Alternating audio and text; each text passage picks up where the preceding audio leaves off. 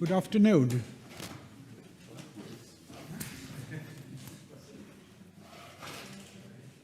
Thank you for a fascinating day with 3 very interesting lectures from different perspectives on Christian unity and about non-ecumenism.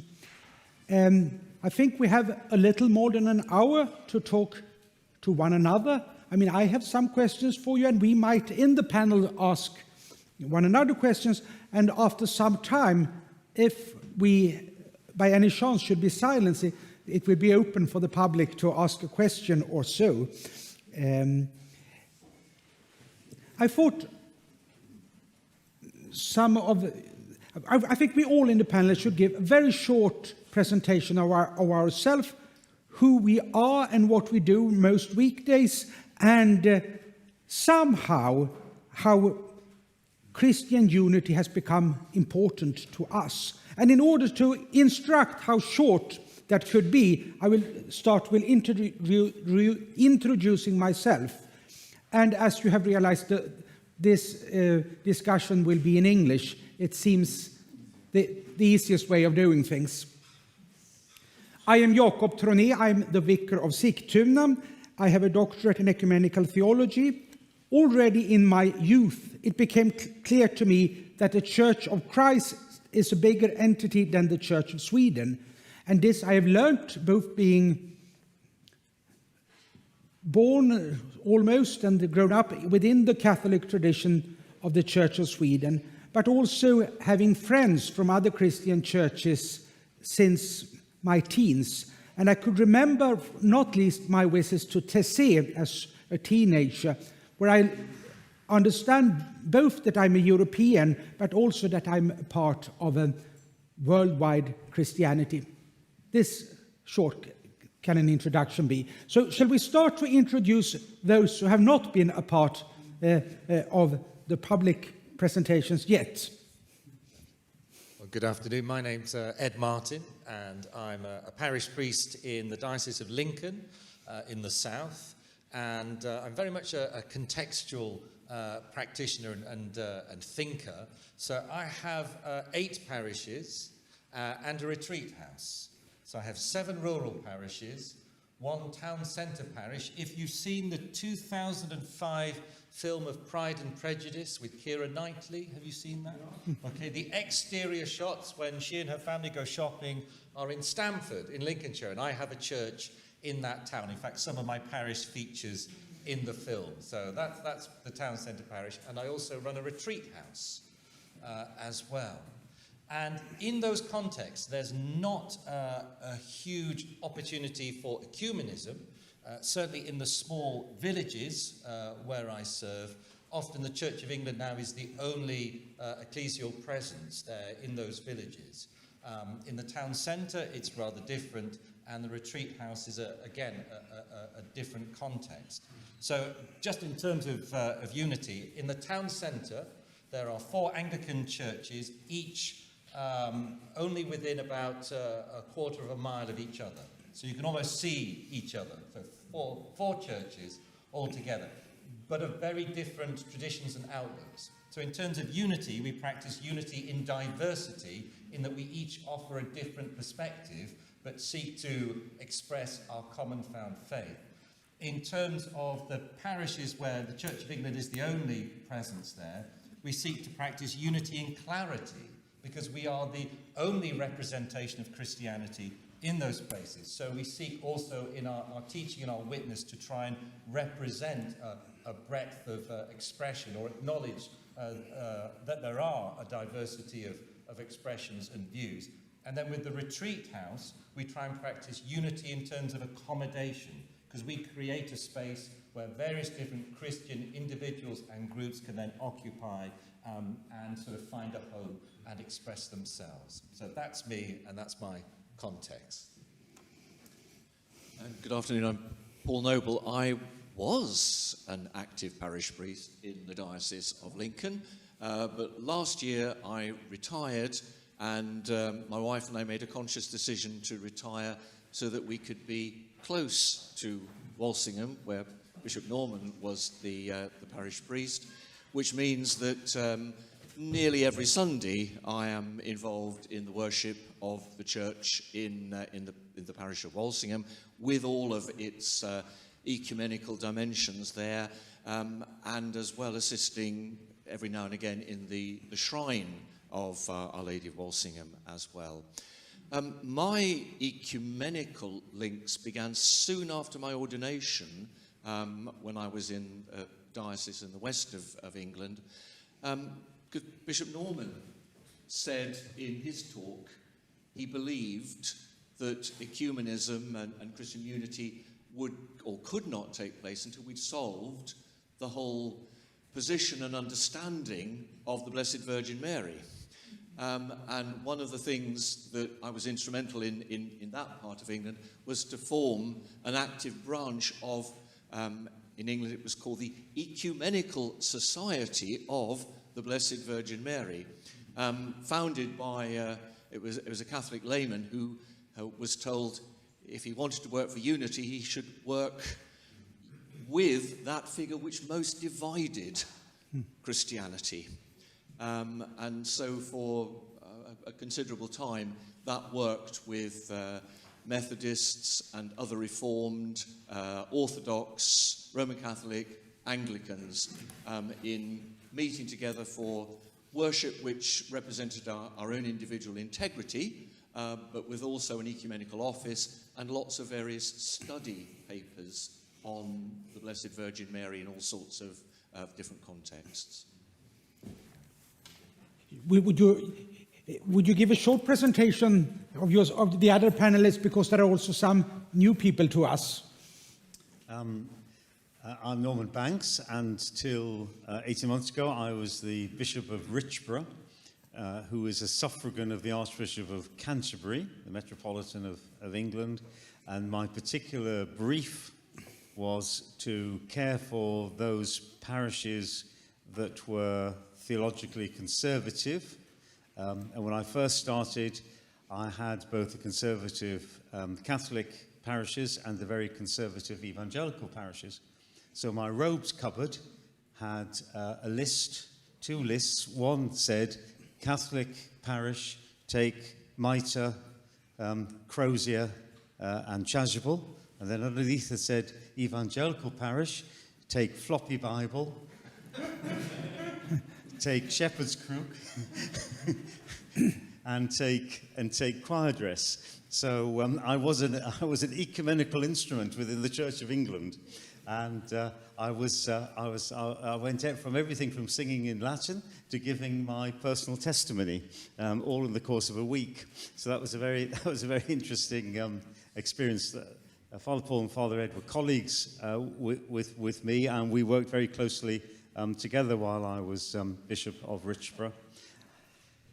And to say that ecumenical credentials, ecumenism began with me from my first year at university in Oxford, and has continued right throughout my ministry, with extraordinary, privileged, wonderful experiences, ranging from being one of the clergy at Pope St. John Paul II's 80th birthday to all kinds of extraordinary places and situations that I've been over those years. But one of the things I valued most when I was the vicar of Walsingham, that place, the Methodist church or chapel there, which the present building had been built after John Wesley had preached in Walsingham.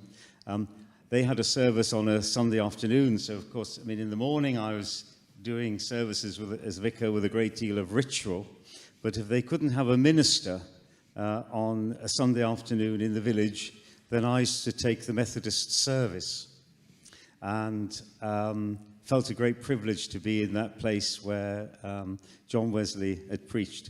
And I think of all the things that I've done, ecumenically, on a high level and a low level, the little Methodist community in Walsingham asked me to go to another Methodist church to talk to them, and their superintendent introduced me and says, we have brought our vicar. And that meant more to me than anything else, that the Methodist community saw me as their vicar. So I could talk to you for hours, but we leave it at that. So I'm Brother Pierre-André. I'm the Dominican Superior for the Brothers here in Sweden. My ecumenical journey actually started in England when I was working and living there before I thought about priesthood and joining the order. And I'm a cradle Catholic. I grew up in the Catholic Church, very pious and active family. But when I was living in England, I felt like a foreigner within the Catholic Church because I was French, and most of the Catholics where I was living, Coventry, were from descendants of Irish, having a grudge against England. So I started to shop around, and I ended it in a Baptist parish. And there was a fantastic pastor. I think this is the most beautiful and deep sermons I heard in my life. And Grandmeadow Overton was the pastor, became my spiritual director. And we started to talk, and we had many disagreements. And he gave me the letter to the Duke of Norfolk of John Henry Newman. And when I read that, I both fell in love with my own tradition, which I was part, but I started to see, but what should we do to come closer to one another? And I decided to go back to France to start to become a priest. When I joined the Dominican order, my province it's engaged in the ecumenism since the beginning, because one of our biggest brother, Yves Congar, was a major figure for ecumenism during the Second Vatican Council. So for us, it's a part of our Dominican vocation to work for ecumenism. When I did my studies, I studied ecclesiology and especially the dialogue between the Anglican Communion and the Catholic Church. I did my master in Switzerland, and because I thought, yeah, I can study in the Catholic University in Fribourg, but that's boring. So I will go to Geneva and study with Protestants. So I did a seminar on how Luther became the reformer, you know.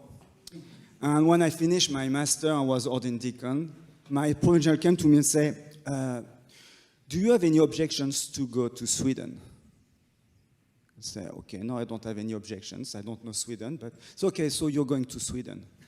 So I was sent 2016 in Lund, and I was so glad the Pope came to welcome me when I came in September 2016. And my ecumenical journey here started with Ingrid, because I received a mission from the diocese was to organize confirmations camp for young Catholic. And I had no idea how should I do that. And I saw that Svenska kyrkan, you are very good to organize confirmation camps. So I went to see her and say, hey, my name is Pierre-André. I know you organize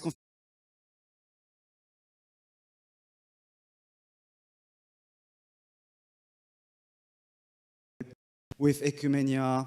I love to just, and this is how I met lots of people. And then the bishop said to me, do you want to be the head for the Diocesan Commission for Ecumenism? So here I am.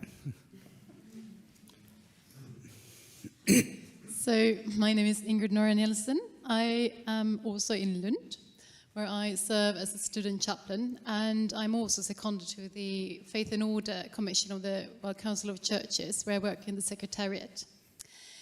My ecumenical journey, it actually began when I was a young student. I came to the community of Thésée in France, and there I found something that I hadn't met anywhere else, and that I realized that I was longing for and have been longing for all the time. I grew up here in the Church of Sweden. I was a chorister, and I really loved it all. But there I could finally live my faith 24/7. And in a wonderful liturgy that I also couldn't find here, of course, because it was ecumenical. It was based on Catholic and Orthodox, but also Reformed tradition, everything as a whole. So I spent 1 year there, and I enjoyed it very much and made deep friendships with a lot of people there, as you do when you were like 24 or whatever. But I think I grow some kind of what I think a lot of us did by then. We thought that ecumenism was like, that's how to be church. That's how you're Christian. You just hang around one another and everything is open, everything is possible. And then I came back to Sweden, and of course everything wasn't really possible, I realized, when I started doing theology. But I continued, and I did my first master's actually in missiology. I went to Costa Rica and studied the new Pentecostal movement there. And then I came back, I became ordained, and when I was a curate, first I was sent to the very north of this diocese, but then they told me, hey, would you like to do something special? Would you like to spend some months in your curacy in Wales? And I said, yes, that sounds very nice. And it became one of the most precious, I think, months actually of my service as a priest. I've served for 14 years now, but yet those memories are still with me, because I learned so much from the Anglican tradition. I was in a very open parish, but it was also very ecumenical.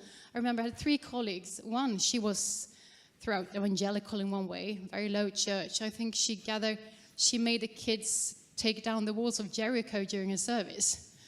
And another one, so then we had a rector, and he was really in the middle, and that was perfect because he could do with everyone.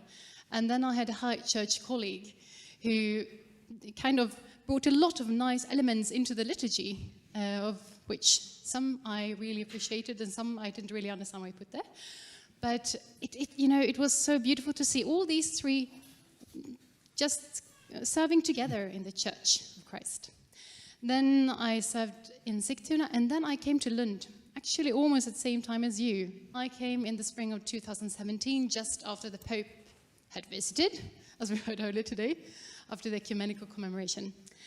And there I really found myself in an environment where friendship was growing in between the Lutheran parish and the Roman Catholics. And it was lovely to get into that environment, and we started to do podcasts together. We've been doing a podcast called Come and See.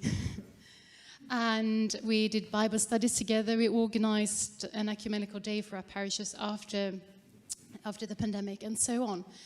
But I just wanted to get even more into it. So some 2 years ago, I took a year off, because I heard that in the Anglican tradition, you have this very nice thing that after you've served for 10 years, you have the right to take a year off to study or do things. 3 months. 3 months, okay. Well, you need to exaggerate things sometimes to get things done, you know.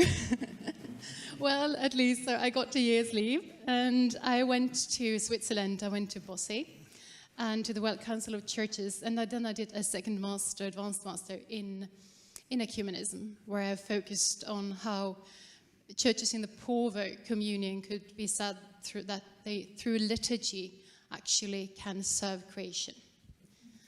Eucharistic liturgy, to be more precise. So, and I must say that for me, just this was too long, wasn't it? Anyhow, out of my point of view, I think that ecumenism is not just something that we do, of course, because we're trying to be faithful to Christ, because that's what he actually asks of us all the time, to try to be open to others and really to live in conversion all the time.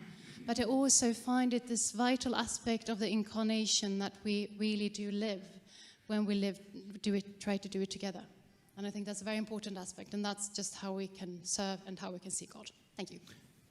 Thank you, and thank you all for your testimonies, as we say in our tradition. But what you all express in one way or the other is that we cannot be Christians without the other, without the entire body of Christ. And that makes me, to bridge it to next question, often when we pray, not least in this church where I worshiped as a student, I often pray with the word, we pray for the visible unity of all Christians. We pray for the unity of all Christians. And I just want to ask you, what do you think is meant by the term visible unity? And I also would like to ask, some people says that to talk about visible unity is out of fashion. Is that true? And if that's true, is that good?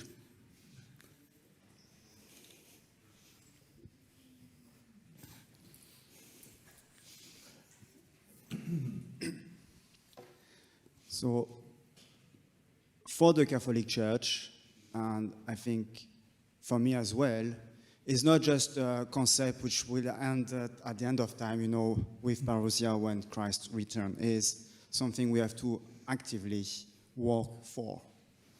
And for me, Christian unity, it's here. So the day I long for is when I can stand with my brothers and we can celebrate the Eucharist as we did this morning together. And this is what I want, I work for. This is what I do, ecumenism. And this is what the Catholic Church means by visible unity. It's not when Pope Leo reminded the ecumenical delegation that he was working for visible Christian unity. It's not just a concept. No, it's physical.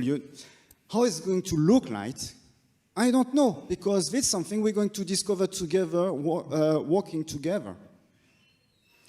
And I think there's a new stream of ecumenism, medwandering ecumenic, companionship ecumenic, where we rediscover our discipleship together. We are disciples, called to walk together and follow Christ. And when we see when you read the document, the Bishop of Rome, you see this is a start of how can we understand the Pope's mission in the church, in the one church.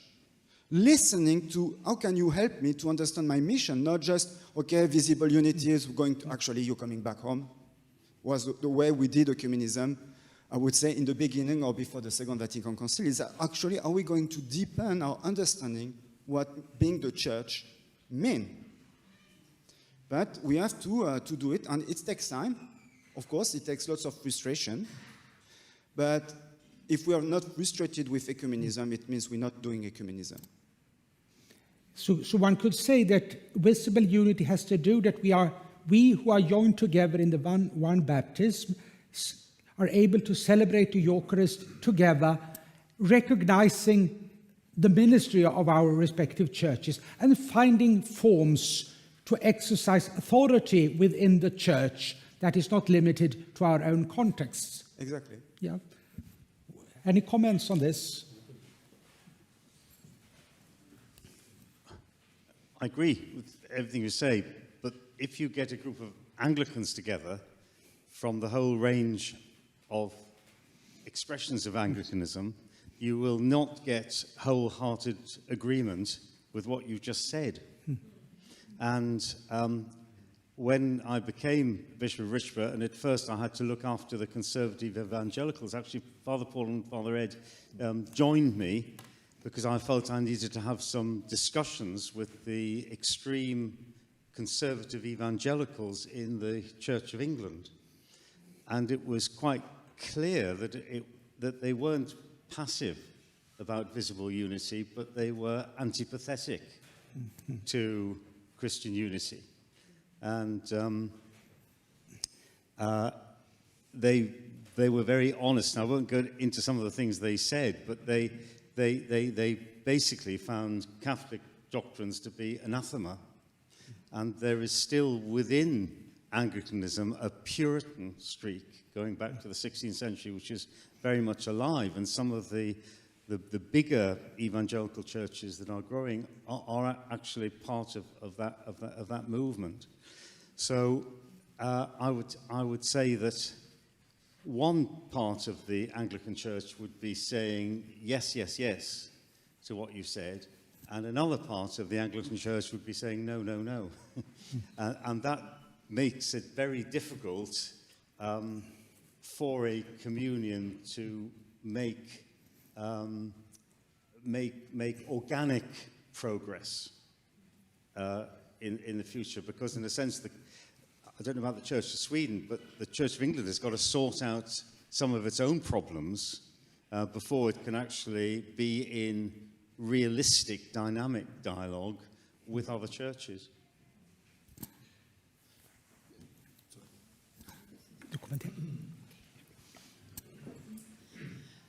When it comes to sorting out your own, I would say, presuppositions, I think that the Church of Sweden, we do have some work to do too. Right now we have, I think when it comes to the ecclesial identity of the Church of Sweden, there's still the word that this is a democratic folkkyrka, people's church and so on. But what does that mean when you're a church in minority? What does that mean when you suddenly live in a context which is multi-confessional, multi-religious? Sweden is one of the most, I read now that Sweden is one of the most diverse countries in Europe. Over 20% of the population are born outside of Sweden and come with their traditions, with their religions. What does that mean? What does that do to our ecclesial identity that for so long was connected to the culture?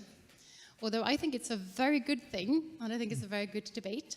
But then I would make some sort of reply from our side. If we, in the Lutheran Church, I mean, Christology is extremely important. And there you have the Word became flesh. The Word was made flesh. So I would say that to work for visible unity, for it to become something real and concrete, tangible, that's something that has to do with incarnation and the importance of it, for it to be real and for us then to follow and then maybe to succeed in or not succeed in. But I would also make a comment maybe from the side of the World Council of Churches a bit, because when it comes to these problems with the non-confessional churches, so to speak, we also have a global Christian forum that is formed especially with those churches who do not want to take part in the ecumenical ordinary dialogues because they think that that is too strict, it's not following the way of viewing what is a church and how do we act and how can we resolve things. And it's more of a forum where you meet and you discuss your path in faith, more or less, I would say. Thank you. Just to echo one thing from Bishop Norman before I go on to my other thing. On Wednesday, I celebrated Mass in one of the small chapels in Walsingham, and there were two men there who, when they came out, they said, "Why are our churches divided? Why are our churches divided? What you did there, that was so wonderful. We recognise it. It's exactly," and it was exactly the same because it was basically a Roman Catholic Mass from the president. And I said, "But you have got to realise there will be those in my church who would be horrified, shocked, and furious at that service that I had taken." But to go back to visible unity, I agree that visible unity is something that we absolutely have to strive for with the end in mind that you're talking. But my background is as a historian, and my concern is that we should always look for the unity of Christians, the unity of the church, for the right reasons and not the wrong reasons. By the wrong reasons, I mean expediency. The Orthodox are mentioned this morning because the Orthodox and the Western Church were united in 1439, Council of Constance. But it wasn't a genuine desire for unity. It was only because the Orthodox thought they were going to be completely defeated by the Turks, which in the end they were. But they didn't enter into that visible unity for the right reasons in Christ. They were worldly reasons. And in our country, and I think speaking yesterday at Sweden, there have been denominations that have been bitterly come together really because they recognised they couldn't do anything anymore on their own and they wanted to raise money by selling buildings. 1932, 3 big Methodists organisations all came together.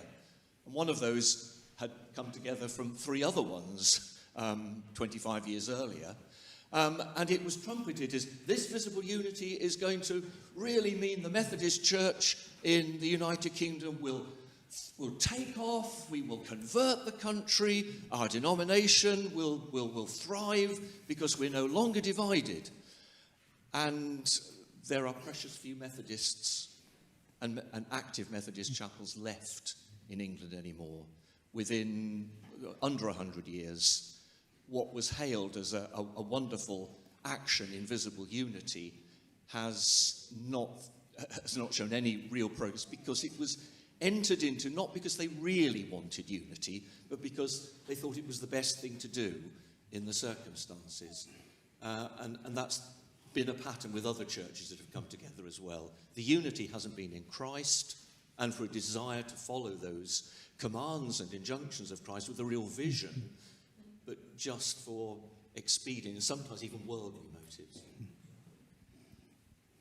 I think the quest for visible unity also has to have the mission imperative at its heart, because Christ's prayer for our unity was that the world might believe and that we would authentically represent the unity within the Godhead. And I think we have to acknowledge that our mission potential is hindered by our disunity, and there has to be a dissatisfaction with that, because if we're not careful, we can become very domestically comfortable with disunity, because ecumenism allows us to do an awful lot together, and that is really good and that is great, but we can't be in a sense content with that, because all the while we are failing to, as I say, to authentically represent Christ to the world. And that the world's need is needs to be, I think, at the forefront. Otherwise, we risk being distracted by our own desire for a sort of a unity of contentment. Yeah. Nonetheless, I think it's very important to be hopeful. I can tell you about something which was, I would say, I never thought it would happen. So when I moved to Sweden, I was just a deacon. And then I was called to ordination 2017, and I went back to France for my ordination to be ordained with my brothers. And I sent an invitation to the Bishop of Lund, just saying, I've been here 8 months now in Lund. We have this new connection between the Roman Catholic parish and the Lutheran Church. I just sent an invitation. And I received a very beautiful letter from Bishop Johann. Say, I cannot come to your ordination, but I will send a representative from Lund to your ordination. So for my ordination, I had the domkyrkokaplan, Lena Sjöstrand, who represented the Bishop of Lund. I had a representative, because I was very connected as well to the Church of England, from the Diocese of Europe. So we have 2 priests, not Catholics, who were part. And they're not just spectators, like guests. When we did the procession, the entrance procession, they were in full vestment, priestly vestment, with the priests during ordination.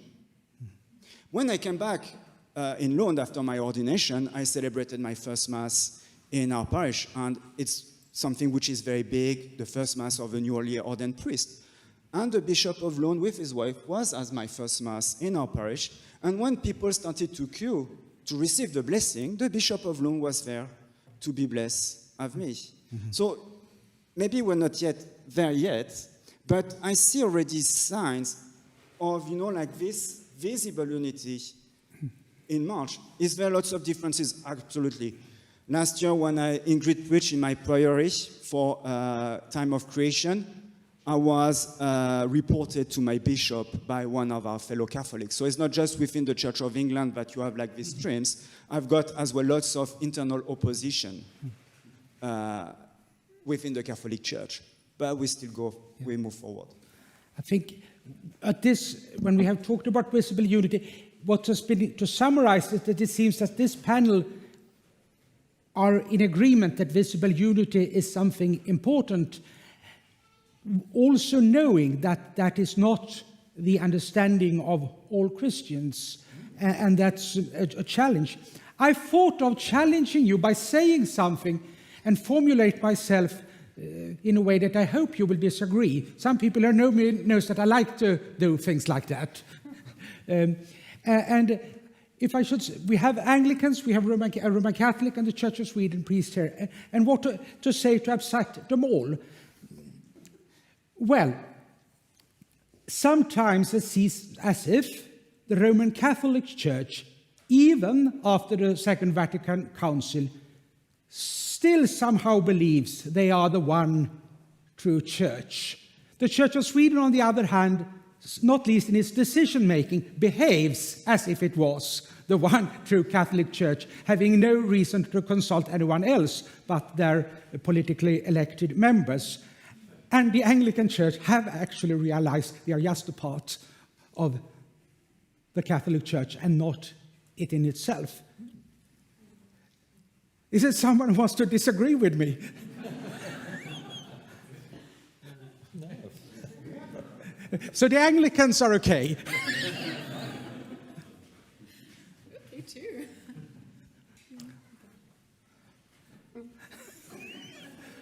I didn't manage to upset anyone.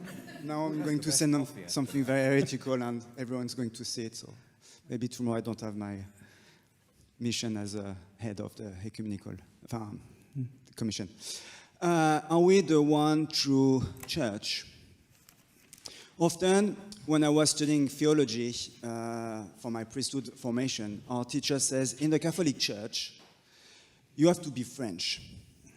Because the answers, you know, when you have the menu and you choose in the restaurant if you want cheese or dessert, the right answer is always both. I want cheese and dessert. And it's true when you read our documents, and we have many interpretation what it means, this substitute in that we have in our core document about the church, that Christ resides fully in the Catholic Church. Yes, it's true. But it's also true that we cannot just say Christ cannot go outside the limit of the Roman Catholic Church. And this is the articulation, in theology, the articulation "and" is the most important theological word. Because it would be not true if I say, actually Christ is everywhere, and is, no. Or if I would say, it's just here.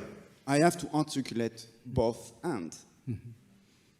So, yes, we have to, and that's the challenge. The problem often, and I think that's the tragedy of our time, we want simple answer on hard questions. And simplistic, I would say simplistic answers on hard questions. And we don't want to do the hard work of theology and to say, how do we articulate this both and? I think what you are referring to is I think it's in the Lumen Gentium. From it is a sentence saying, "The Church of Christ subsists in the Catholic Church." And I know that it was some debate. Some wanted it to said, "The Church of Christ is the Catholic Church," but this subsisted means, in one way it is, but it has an openness, and it's of course debated how it should be interpreted. There was a document from Pope, Dominus Jesus. Some was, I would say, because we always look at the positive documents on ecumenism, but this one is very hard because then we started to reuse the term ecclesiological communities and churches. And we only use the word churches for the Roman Catholic Church and the Orthodox Church, and all the rest are ecclesiological communities. And I know I was in England when this document was published, and the outcry who came, you know, like, because it was this question of how do you interpret substitute in. But which is very interesting, it forces actually our dialogue to recognize, okay, what are the signs of Catholicity in our churches? And what are and then we had like very deep talks about the need of episcopacy. What is episcopate, and is it just a superintendent who's overlooking things, or there's something which is a very, it's an ordination, so something, what is the apostolic, what do we mean by apostolic succession? And you have like lots of new ways of looking at it. So I think it forces us sometimes but it's hard. There's a way in which the churches that are not Roman Catholic Church are naughty children. Because, you know, the Reformation, the Protestants are protesting against Rome. That's where the term comes from. So there is a point from the 16th century where identity was a negative identity. So identity was about not being Roman Catholic. And even though the Church of England kept episcopacy, it interpreted in a different way. That's the negative side. The positive side is, by being naughty children, you still know that you have loving parents. So you can almost see that the Protestant churches are kind of adolescents.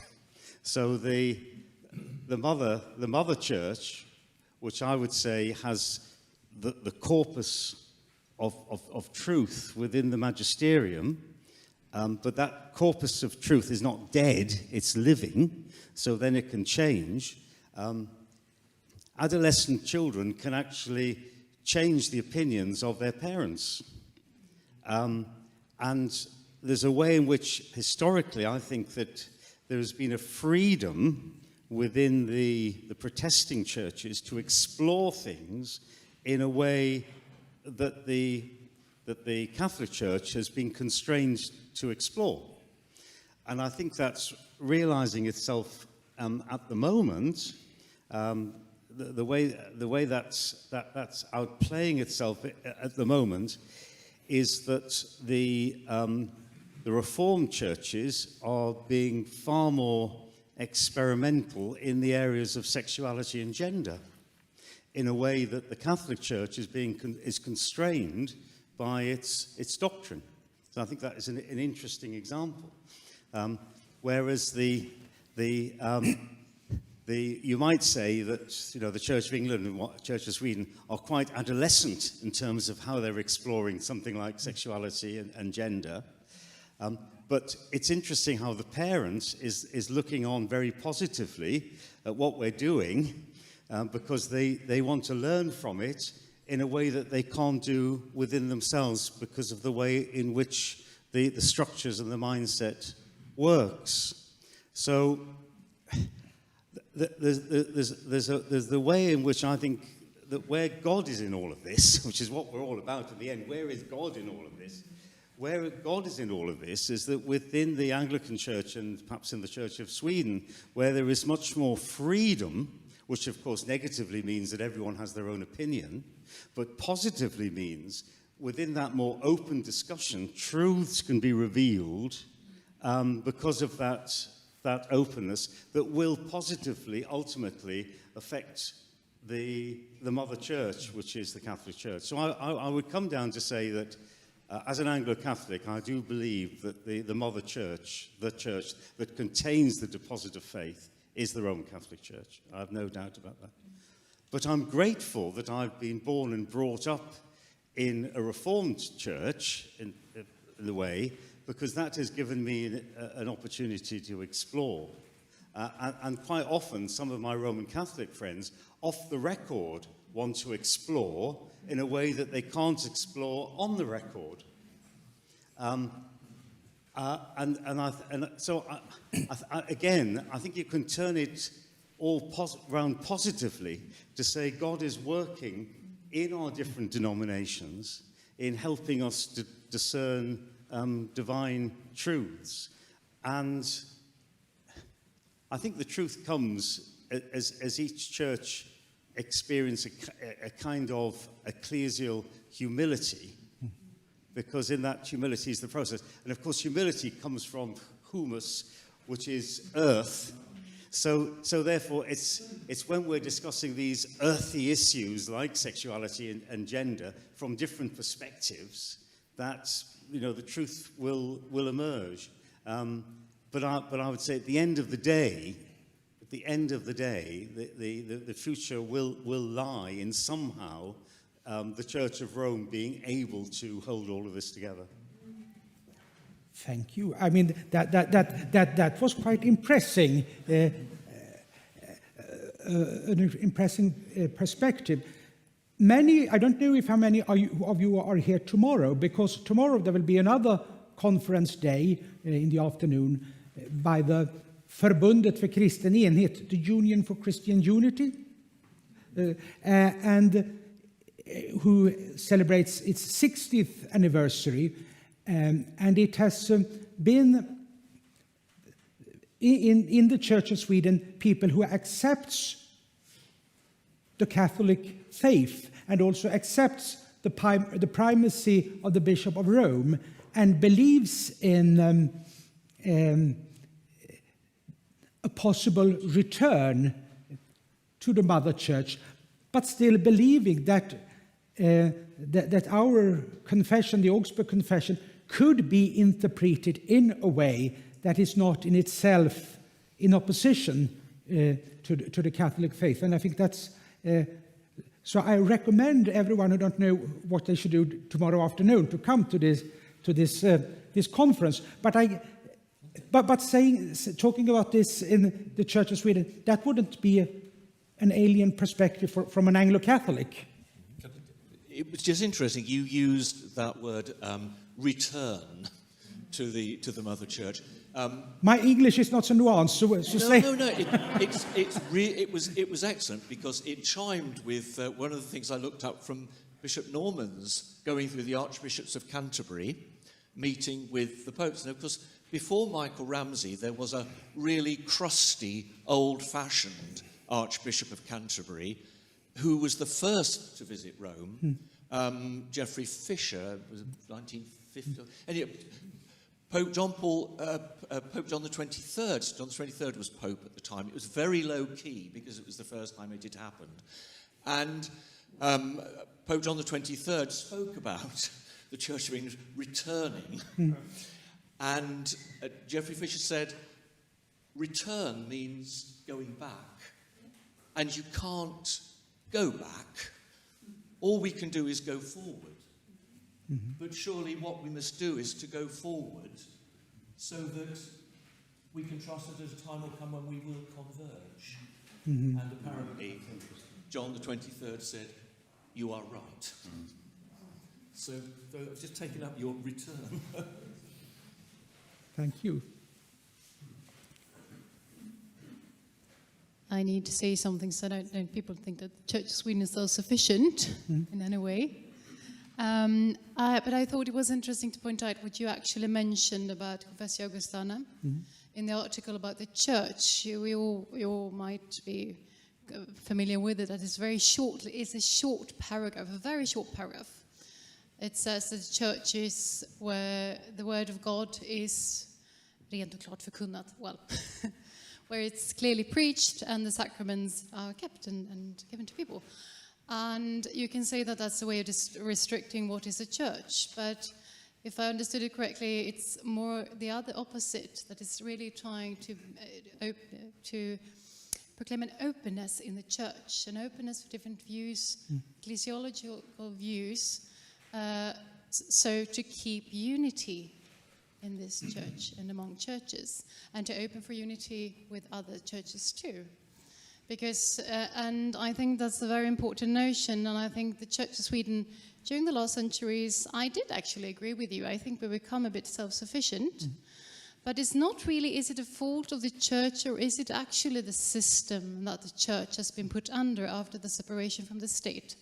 And that is something very important to, I think, to talk about, because it also means that we have secular ideologies that do interfere with theological decision-making and also ultimately our ecumenical relations. And when it comes to going back to the church, I think what you said was very good about that coming forward instead, because that's always, we are called, we live in this time here and now. There's always a kairos moment in the moment that we live, an invitation from Christ. And the full church will be, I hope, for unification with you, but also with the Orthodox, because that's really the fullness of the church. It's not just Western Christianity, it's all Christianity. And I think we have to be a bit bold in that, in this daring project. So I think that was it. I thought I would like to ask some question to our Anglican friends, and it has to do with what's called the Anglican comprehensiveness, the holding together of many things in one church. Last Sunday, I went to two services when I was in Oxford. First, High Mass in Pusey House with bells and smells and singing in Latin and the Angelus at the end, and very nice. But in the evening, I went to St. Aldate's. It was worship song, lots of people, very inviting, and not very few things that could remind you that they belong to a church that we would recognize as a liturgical church, the Church of England. But somehow it fascinated me that it's able to be held together. And also what the Church of England has managed is also over these controversial issue on ordination of women and being able to hold together different views within the one and the same church. And what I wonder is, might the Church of England be an ecumenical model for a reunited church?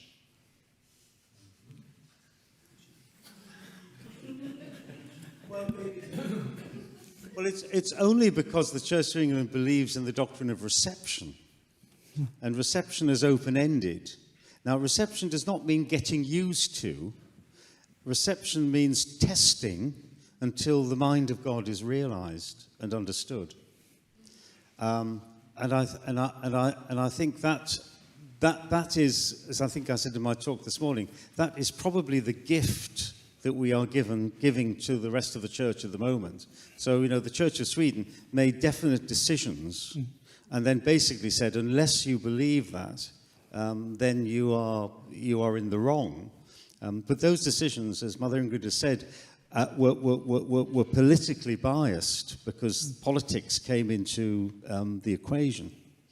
And although the Church of England has still got, as I said this morning, Erastian tendencies, the theology has been separated from the state. And so it decided, the Church of England decided, it would give itself space. And I think that is something to offer to the wider church. And I think the next one is going to be, I mentioned before, the next one is certainly going to be over sexuality and actually more importantly, gender. Because that is going to be the big debate across the whole of the Western Christian world about how we deal with gender. And maybe what the Church of England can offer in that debate is space. Because as we begin to try to deal with people whose understandings of themselves as outside what we see as normative, as we learn to understand all of that, is to be in a period of reception. So as not saying yes or no to these things. And so I would say that, that comprehensiveness viewed positively and living with differences creatively only works and can work if each side gives the other side space. Mm-hmm.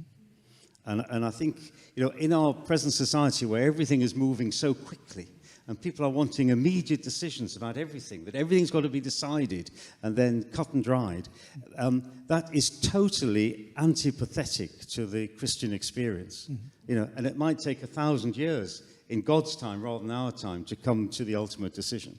And we've got to relearn about God's time rather than our time. And this reception period in the Church of England, I think, is just a little glimpse of that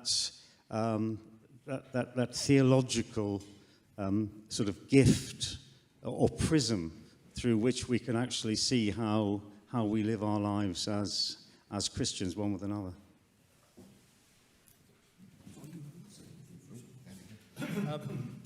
I think one of the dangers of comprehension is that it's often seen as the desire for unity's sake, to tolerate a vast diversity of views.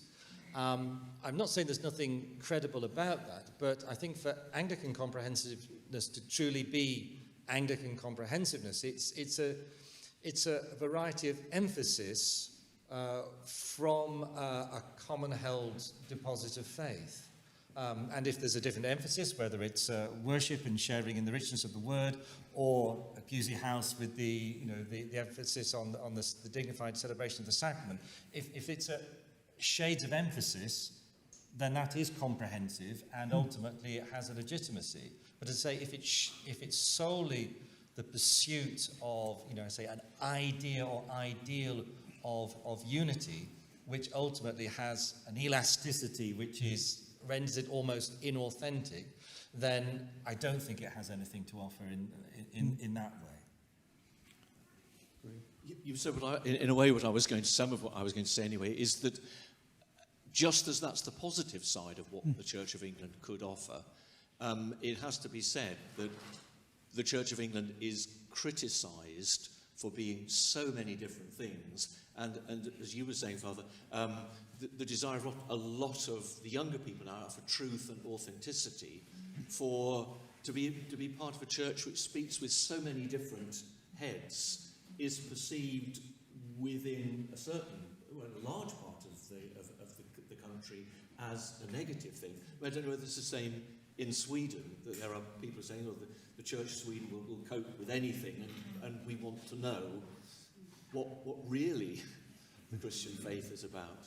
So I don't think it's solely the Church of England that's offering this model, and it has drawbacks as well as things to offer. Thank you for your answer. It was a very good answer. I would like to ask the panelists, and after that I will also invite all of you, if you so wish. If you have a question to someone who has been speaking today, or to the group of us, but have you any questions to ask to another speaker today?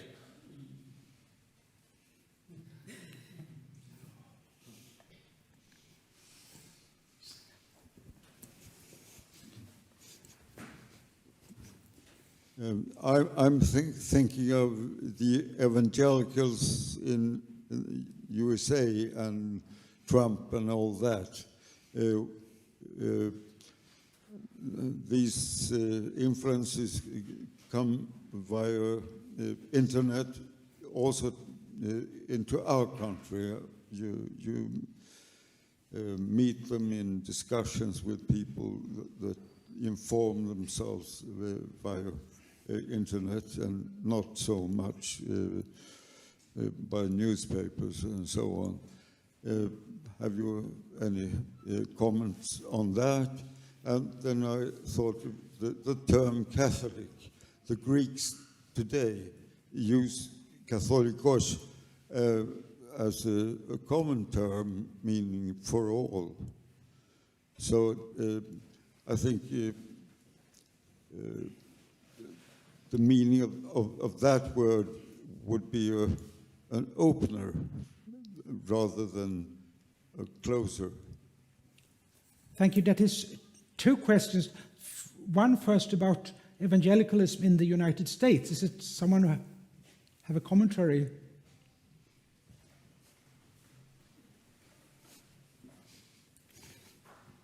It's true what you're saying, that most of the young men who knock on our doors and come to our chaplaincy in Lund, the first, I would say, the way they knew about, they meet the church is through internet. One of the two biggest Catholic influencers in the world are two Americans. One is a bishop, Bishop Robert Barron, and the other is Father Mike Schmidt, who is as well a podcast and an emission. And it's true that their contact with the Catholic Church is actually very American. And it's not something I don't like to say it's good or it's bad, or it's more like culture plays a role. And you use the word contextual. The thing is, with the development, and there's something I see, I love Pope Francis, but there was one thing I found a bit difficult with his papacy, is suddenly we had a super bishop. And every morning, if you would have the sermon of Pope Francis. And in a way, he put all our bishops on the side, which he doesn't, like our ecclesiology, our church, are built on our bishops. And the Catholic Church is not just one bishop and some, subsidiaries who are in the world, but they are all the bishops together in communion with the Bishop of Rome. This is our the ecclesiology. And suddenly I have young men, especially students, who came to me and said, yeah, but this priest in the USA said that. Or, like this bishop thinks that. I said, yeah, but my bishop is in Stockholm. I mean, I'm not saying he's wrong, but I belong to the Catholic Church here in Sweden. So this is who my bishop is. And of course, it's very important to be, so it's often how I meet that and say, okay, but what is the more, I would say, engagement with society in the USA, and what is more European or more Swedish or French. But it's a challenge because we see this globalization as well within the church. And it doesn't respect the local expression of the Catholic faith. And I think for us, especially ministers in our churches, is to actually be good formators on that, to talk about what the church is, and as well in its institution. And sometimes, we tend to look at unity as uniformity, but it's a wrong way of doing unity. Well, it seems that it's not a very Catholic thing to say there is the one Catholic answer to a question, because and I think it's what you say is that you broaden the term Catholicity, just being that one Catholic, because Catholicity holds many things within itself. And I guess that when we, call ourselves Catholic Christians, that is also a way of broadening the term Catholic, isn't it? You would say something? Yeah. So can I say something first? Yeah. No, speaking about the term Catholic, I was thinking while we were continuing this discussion now, well, for the Church of Sweden, is it evangelical, Lutheran, evangelical, Catholic? And I just leave that question open. But I think the Groupe des Dons, they made a very interesting study that was released 2 years ago on Catholicity. And I don't know how familiar you are with the Groupe des Dons, but it's a group in Central Europe composed of Catholic and Reformed theologians. And they spent a lot of working on the concept of Catholicity, because in our confession we usually say one holy, and in Reformed tradition sometimes you say universal church instead of Catholic, because you just like to make a demarcation like we're not Roman Catholic. And the conclusion they came to into that study was that no, we should not do this. We should. The important thing now for the unity of the church to make space and room for it even more is actually to go back to use the word Catholic, the term Catholic. And that was this study comprises of course a lot more, but just into this discussion right now, I would say. Your comment? We are all Orthodox Catholic Christians. I never met a Christian who says, I want to be a heterodox Christian. Or I want to be an un-Catholic Christian, because ours were not the church. The church from the beginning was Catholic and Orthodox. It's and we have to make the difference, because some people I hear, when you say the creed, no, I'm not a Roman Catholic, so I cannot say the one Catholic. I believe in the one Catholic and Holy Church.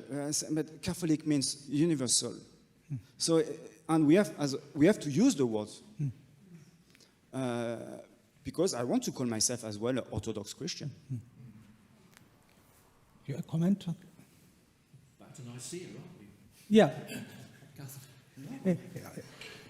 On Sengdahl. Yeah. Thank you, dear panel. It's actually an excellent panel. I'm very grateful for each and every one of you. I want to pose 2 questions to our Anglican friends, Bishop and the 2 priests of you. First of all, John Henry Newman converted in 1845. The aftermath of this decision somehow is still with the Anglican Church. And you, if anyone, would be the ones to address that somehow, to tell us what's going on. Is it still, you all know what I mean. The drift towards Rome within is with us as well. And if at all, how do you deal with that? Secondly, it's a more down-to-earth question. I wanted to know a little bit about the community of the resurrection in Murfield.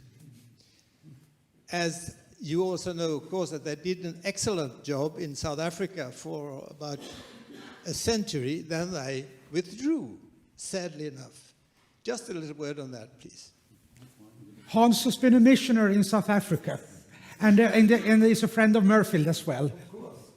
I'll do the first one, because when Archbishop Rowan Williams twisted my arm to become Bishop of Richborough, which I didn't want to do because I didn't want a job with a negative view. So I didn't want a job as Bishop of Richborough, which people saw as being against something, because I've never been against anything.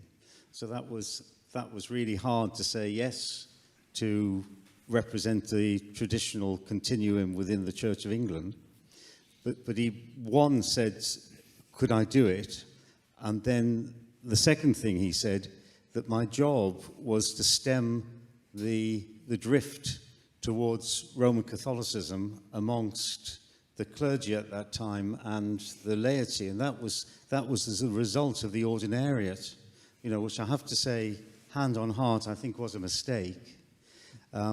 Because with Rome in its generosity, offering patrimony to Anglicans and to Anglo-Catholic priests the opportunity to be Catholic priests and be married, which has caused a lot of trouble within the Catholic Church amongst those clergy who feel that it's unfair that those Anglican clergy have been given that privilege which they've not got.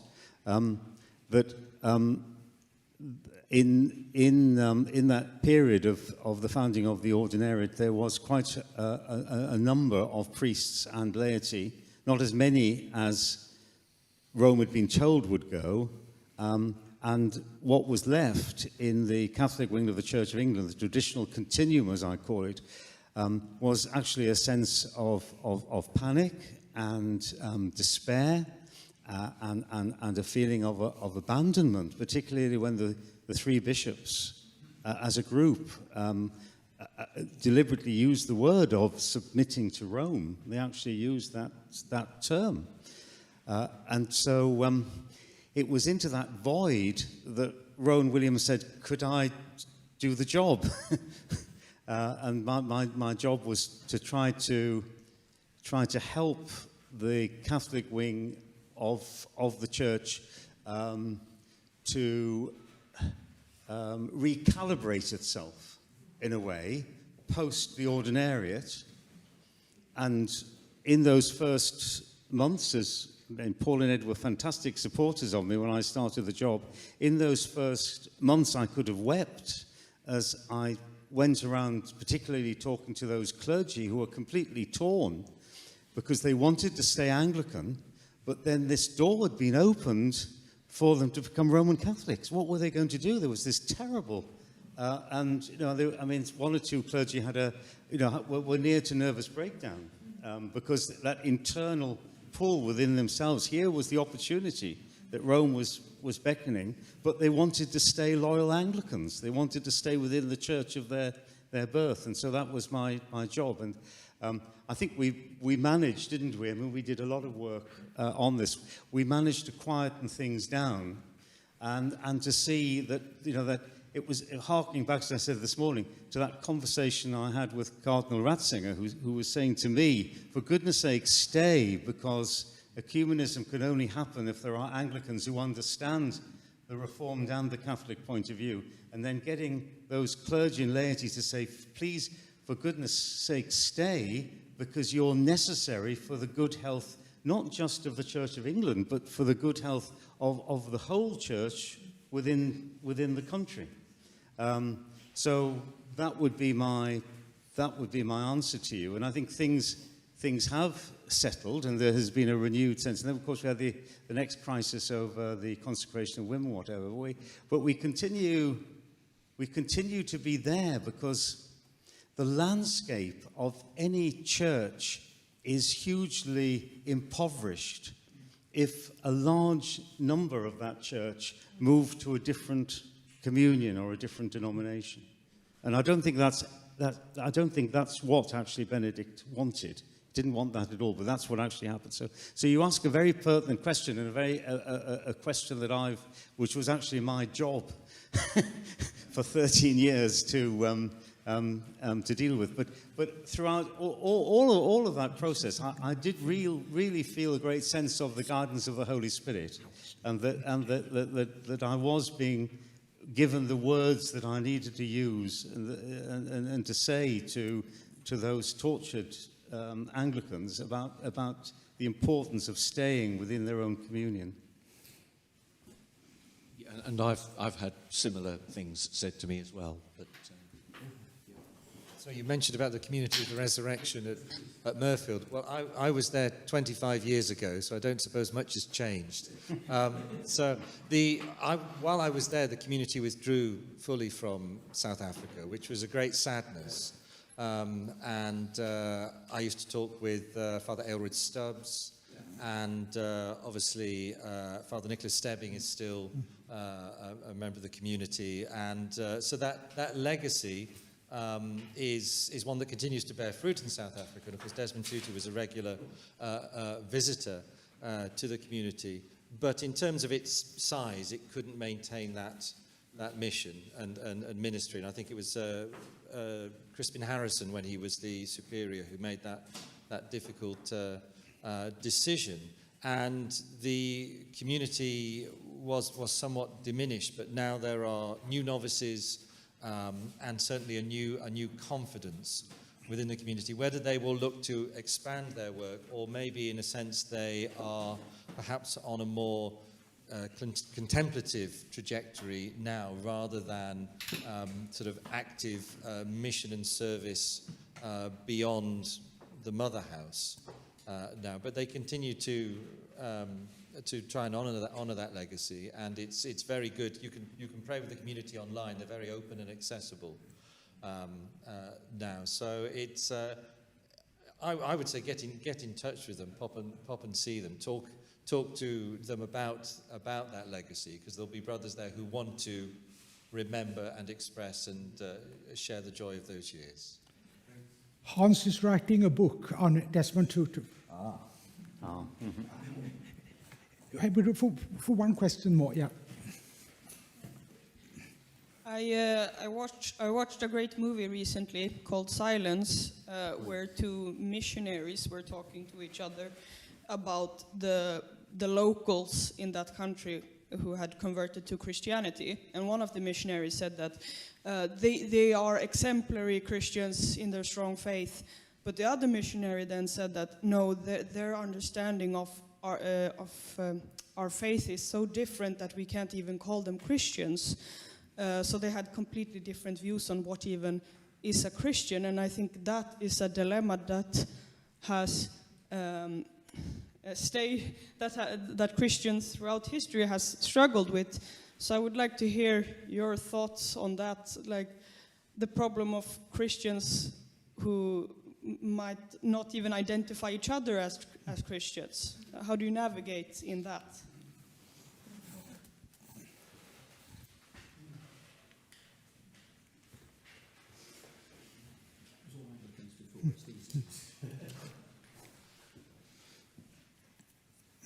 I'm not a Christian because someone else recognizes me as a Christian. I'm a Christian because I'm baptized in Jesus Christ. So my recognition as a Christian doesn't come from what someone could think of me. I remember once I went in the beginning I went to the Pentecostal church in Lund, and I was not with my Dominican dress, but I was with my civil dress, clothes. And after the service, because I was new and they noticed I was new, someone came to me and said, "Oh, I have got a question for you. Are you saved?" And I look at the person and say, "I'm a Roman Catholic priest. You tell me." And the person didn't know how to answer the question back.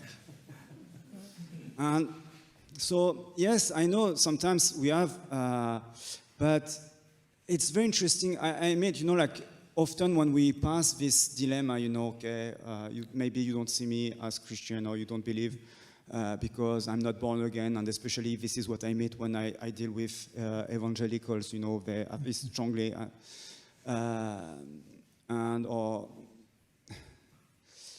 then when you accept to listen to, okay, why do you think that, or what are you saying that, and then we can go deeper in our own understanding. So yeah, it's always a challenge. It's always a challenge. I remember the first time I sat a panel with the Swedish church, and the priest introduced himself as the Catholic Church in Sweden. And I said, okay, no, but I've got something to learn in why, and we became quite friends with one another. But it's true that in the beginning I was a bit surprised. Thank you. I'm about to conclude because in 15 minutes we will sing Vespers together. And I think it's a beautiful thing to do as we wait and hope for the visible unity when we will celebrate the Eucharist together.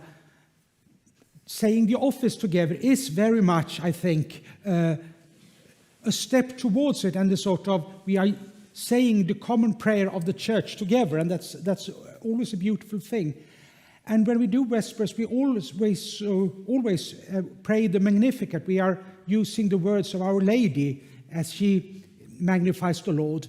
And there is something that resonates with me, what has been said in many ways, that for the visible unity of Christians to come about, we must find something common ground about Our Lady.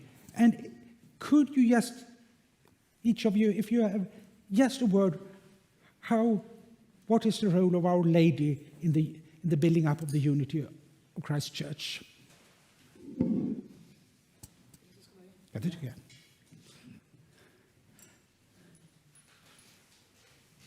Well, frankly, she's the mother of God, so then she's the mother of the church. And we are called to imitate her. And I think a recognition of that is something that you do not need to be neither Roman Catholic or Orthodox to recognize that. And I can just say, I think something very beautiful, actually, we're in the church where I serve right now, in the Cathedral of Lund. We have a chapel which is now more or less, the whole cathedral is dedicated to the Holy Mother of God once. And during Reformation time, there were a lot, before Reformation, we had a lot of statues and chapels inaugurated too. Most of these disappeared, but there was one statue that was kept, and her hand is cut off, as was mentioned earlier today. But she was in the crypt for a long time, but now she is taken up, and she is standing at one of the walls, and in front of her, people come and light candles, and it's really become a place of prayer in the cathedral. And just 2 years ago, we were given another statue of Mary from the Catholic parish as a sign of our friendship, as a sign of unity, and she's also there now. And so I think she has a very important role to play.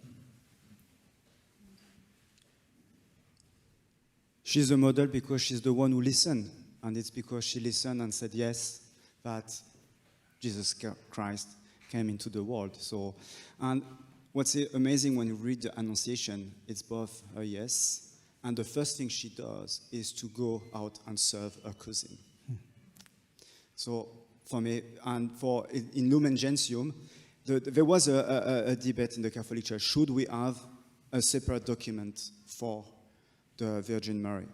And the Church Fathers decided no, the document on the Virgin Mary is the document on the Church. And for us, we cannot dissociate Mary from the Church. Our Lady is the one who shows us that when we hear the word of God, when we take it to heart and practice it, live it out in our lives, then we are the brothers and sisters of Christ. And along with Our Lady, we are the ones who bring Christ into a waiting world. You almost quoted John Paul II's words when he was in England in 1982. They wanted to have a commemoration of Our Lady of Walsingham, but they knew they couldn't take the Pope to Walsingham because it was such a tiny place and the roads were so... they could never have coped with the hundreds of thousands who wanted to be. So they took the statue of the Virgin Mary to Wembley Stadium. And he said, we're not going to Walsingham, but Our Lady's coming to Wembley. But he said exactly the same. He said, Mary listened. But then he said, it's not the point, the part of Christians to imitate Mary in listening and prayer. They have to do exactly. It has to be active, and as Mary did and served that's the other part of Christianity, and she's the exemplar for that. I can see another day conference developing here on the role of Mary. I'd like to say two things, and that is, within the Reformed tradition, the emphasis has on the whole been on the cross rather than on the incarnation.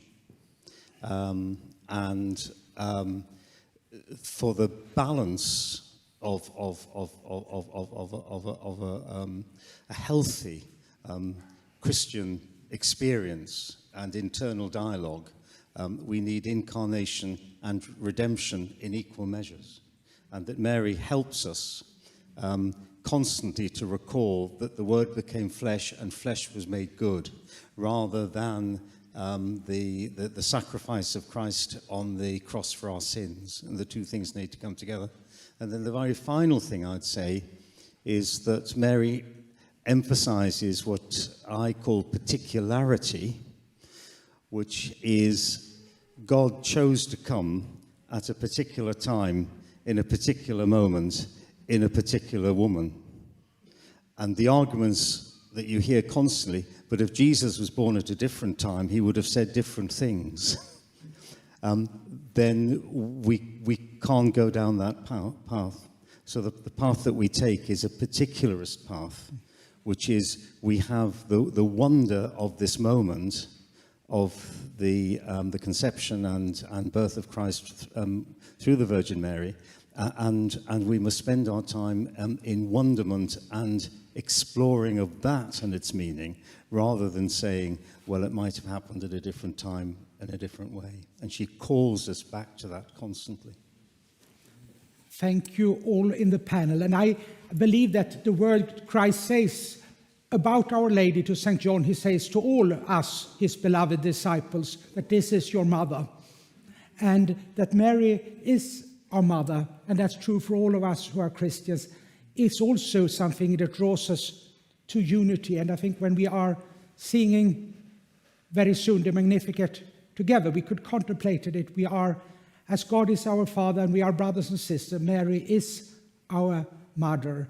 And we believe that she is the mother of Christ, she is the mother of the church, and she's also the mother of unity. May she pray for us. And thank you for today.